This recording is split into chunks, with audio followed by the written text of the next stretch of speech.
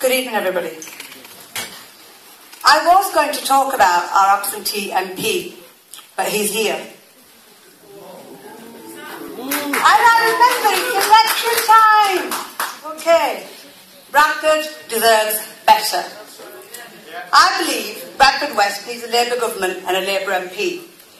Let's be clear about a few things for Bradford West. This government has been a complete disaster for the school kids in Bradford. They have taken the money out of where we needed it the most and spent it on free schools.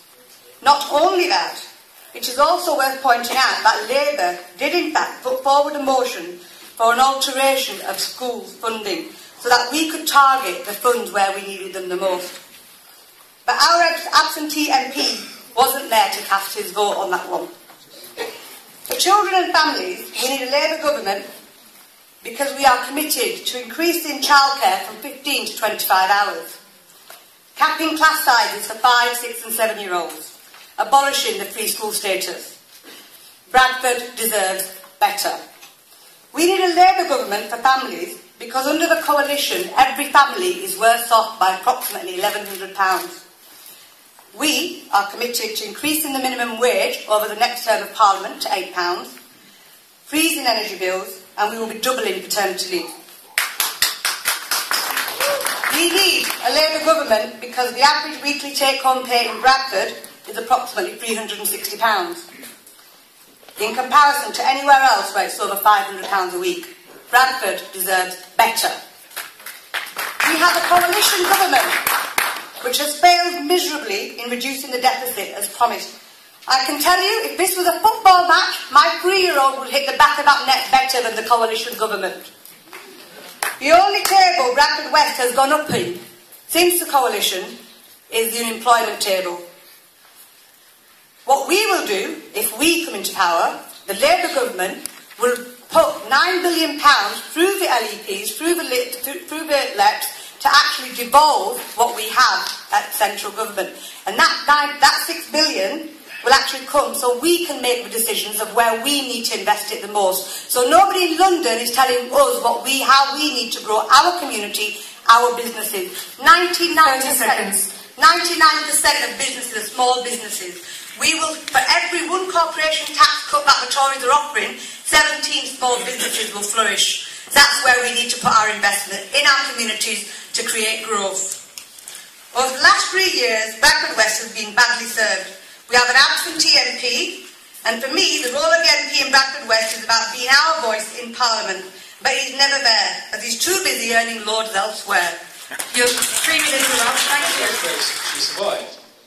The doctors who treated her there did the best they could, but the hospital in which she was treated told quite a different story. There was no soap. My parents who went there had to buy soap at this hospital. There was no drinking water. They had to buy bottled water. The sheets were dirty. They hadn't been changed. What was happening was a health service in a state of slow-motion implosion because the Greek economy was in a state of slow-motion implosion. There are many parties that will tell you they are the guardians of the NHS, but I will tell you the party that is the guardian of the NHS. It is the party that is the guardian of the economy, because without a strong economy, be under no illusions, you have no world-class health service, you have no education system worthy of the name, you have no social services. Now, I think we have a positive story to tell on the economy over the past 5 years. We've created more jobs in this country than in the rest of Europe put together. Here in Yorkshire, more jobs than in all of France. And contrary to Naz's claim, in Bradford, unemployment has fallen by 30% in the past 12 months alone. But it is undeniable that we are starting from a painfully low base. Unemployment in this city of Bradford West stands at almost 3 times the national average.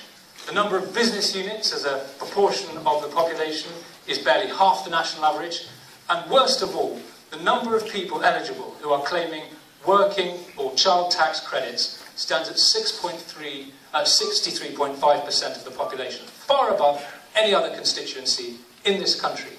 So it is quite clear to me that something is going very, very wrong with local management somewhere. Now, I want to talk about some of the positive things we can do to address this later this evening, and indeed some of the things we are doing. But finally, before I close, I do want to turn on to one other issue, which is this point of community relations. If I were elected in May, 30 seconds, and I could make a positive contribution to trust, respect and understanding between our communities, I think I could look back on my life and say I had achieved something positive. We have a problem with extremism and nobody can deny it. But I can't help but feeling that at the root of it all is a sense of disenfranchisement and powerlessness. This constant demonisation in the press, casual racism, your 3 minutes are up, thank you. And that I want to bring an end to. It is something that I will focus on more than any other. Thank you. Very much. Well, those personal attacks on you...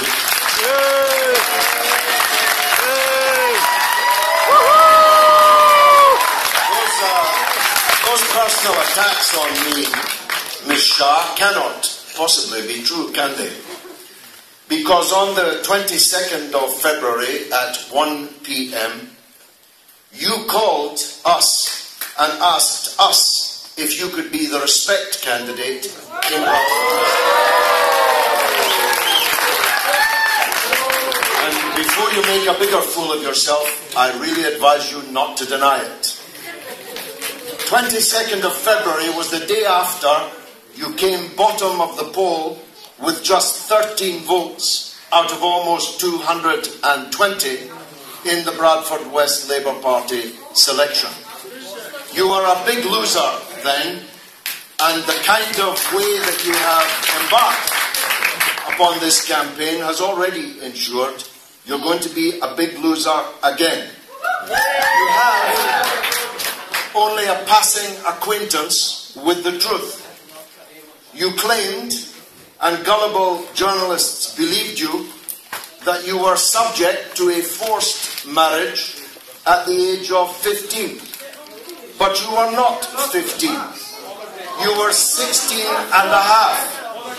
I have your nikah. I have your nikah in my pocket.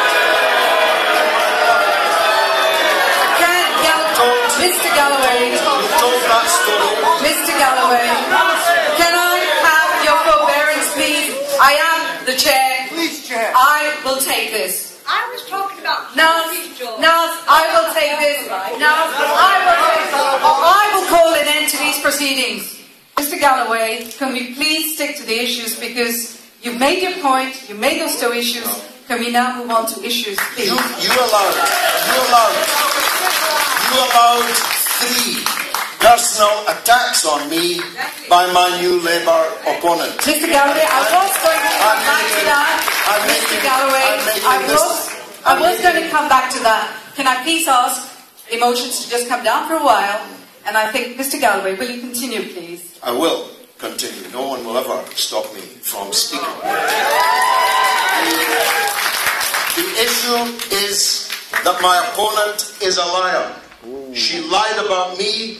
She lied about her age. She slandered this community for her own selfish ends. She played into every stereotype.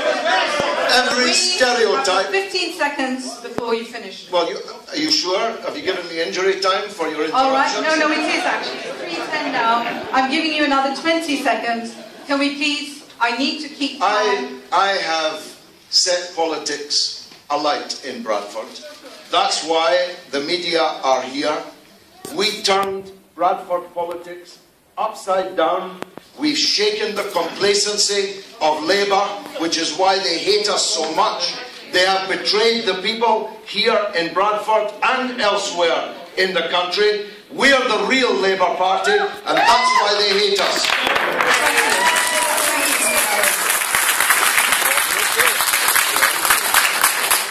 I would like to remind all BPCs, please, that we are here to discuss issues. There will be things that are personal that have come up, as long as they pertain to Bradford West. And that's why we're opposed to the privatisation and commercialisation.